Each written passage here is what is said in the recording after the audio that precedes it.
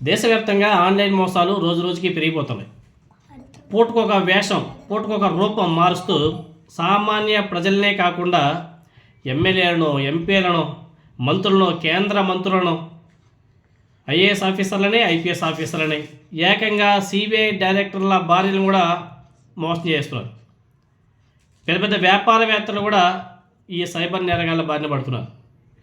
Cell ఫోన్లకు వచ్చే అనుమానాస్పద లింకులు కానీ, అదేవిధంగా ఫోన్ కాల్స్ ఏవైతే ఉన్నాయో వాటిని నిర్లక్ష్యంగా క్లిక్ చేయడం, అదేవిధంగా నిర్లక్ష్యంగా ఫోన్ లిఫ్ట్ చేయడం, ఓటీపీలు చెప్పడం, ఇలాంటి వల్ల పెద్ద మొత్తంలో డబ్బులు కూడా పోతున్నాయి. సైబర్ నేరగాలు కొట్టేస్తున్నారు మొత్తం. రోజుకు ఒక కేసు. అసలు సైబర్ క్రైమ్ ఇప్పుడు ఈ మధ్యకాలంలో సైబర్ కేసులు అయితే బీభత్సం, అసలు చాలా హెవీగా అయిపోయాయి. తాజాగా ఆంధ్రప్రదేశ్లోని పోలవరం జనసేన పార్టీ ఎమ్మెల్యే బాలరాజు గారికి సైబర్ నేరగాల్లో గట్టిగా టోకరా పెట్టారు. మామూలు గుడి కాదు, ఆయన భలే బురిడి కొట్టించారు. మరి ఆయన ఎలా మోసపోయాడో మనకైతే అర్థం కాదు. ఆయన మొబైల్కి ఒక లింక్ వచ్చిందంట. అది కూడా ఈ రోడ్డు రవాణా శాఖకు సంబంధించి చలానా ఏదైతే ఉందో దాన్ని చెల్లించాలని చెప్పేసి ఒక లింక్ వచ్చిందంట. ఓకే, ఇది అధికారిక నోటీస్ అనుకున్నాడు. ఏమో పాపం ఆయన దాని మీద క్లిక్ చేశాడు. లింక్ ఓపెన్ చేసిన కొద్దిసేపటికే ఆయన బ్యాంక్ ఖాతా నుంచి వరుసగా పటపట అని చెప్పేసి ట్రాన్సాక్షన్ జరిగిపోయి మొత్తం 12 లక్షల రూపాయలు ఆయన అకౌంట్ నుంచి డెబిట్ అయిపోయింది. 12 లక్షల రూపాయలు ఆయన తీర్పులోపు ఎగిరిపోయాయి మొత్తం. ఆయన మాత్రం ఏం చేస్తారు? ఇంకా తన ఖాతా నుంచి డబ్బులు మాయమైపోయాయని చెప్పేసి గుర్తించినటువంటి జనసేన పార్టీ ఎమ్మెల్యే అప్రమత్తమై పోలీసులను సంప్రదించాడు. ఈ ఘటన మీద ఆయన స్థానికంగా ఉన్నటువంటి పోలీస్ స్టేషన్లో ఫిర్యాదు చేశారు. పోలీసులు కేసు నమోదు చేసి సైబర్ క్రైమ్ విభాగంతో కలిసి దర్యాప్తు ప్రారంభించడం జరిగిందంట. డబ్బులు ఏ ఖాతాలోకి బదిలీ అయ్యాయో, మోసగాళ్ళు ఎక్కడి నుంచి ఈ మోసం నిర్వహించారనే దాని మీద సీరియస్గా వాళ్ళు అన్వేషిస్తున్నారంట. దాని మీద విచారణ కూడా చేస్తున్నారంట. ఇటీవల కాలంలోనే ఆర్టీఐ చలాన్, అదేవిధంగా బ్యాంక్ అప్డేట్, ఇంకేవేవో కేవైసీ వెరిఫికేషన్ అని చెప్పేసి రకరకాల నకిలీ లింకులు కూడా పంపుతూ ప్రజలను మోసం చేసే ఘటనలో చాలా ఎక్కువైపోయాయి.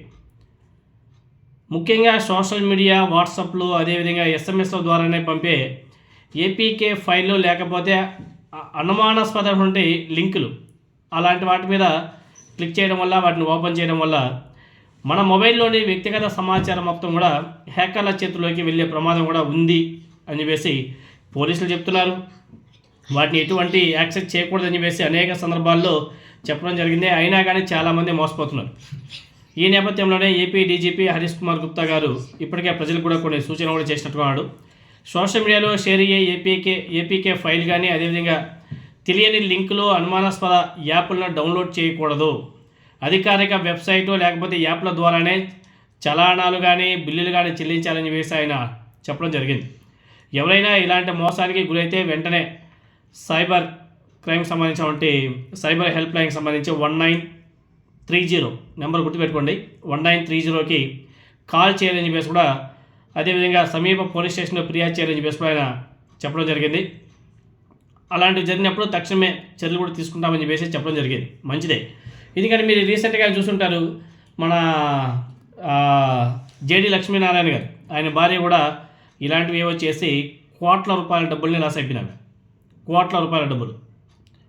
సో ఆయన కూడా కొంచెం ఫినాన్షియల్గా డౌన్ అవ్వడం వల్ల ఆయన మళ్ళీ ఉద్యోగంలో చేరడం జరిగింది. ఆయన మీకు అందరికీ తెలిసిందే కదా. సో ఇలాంటి సైబర్ నేరగాళ్ళ చేతుల్లో పడకుండా జాగ్రత్తగా ఉండడం కోసం ప్రతి ఒక్కరు కూడా అవేర్నెస్ అవ్వాలి, అవగాహన కూడా తెచ్చుకోవాలి. చిన్న లింక్ అయినా, చిన్న లింకులు అయినా సరే క్లిక్ చేసే ముందు అది నిజమైనదా కాదా అనేది తప్పనిసరిగా ప్రతి ఒక్కరు కూడా చెక్ చేసుకోవాలి.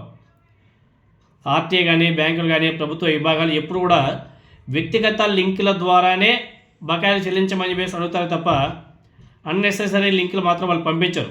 ఎల్లప్పుడూ ఎవరైనా సరే ఏ పేమెంట్ చేయాలన్నా సరే అధికారిక వెబ్సైట్ల ద్వారానే, లేకపోతే అధికారిక యాప్ల ద్వారానే లావాదేవీలు, పేమెంట్లు చేయాలని చెప్పేసి పోలీసులు సూచిస్తున్నారు.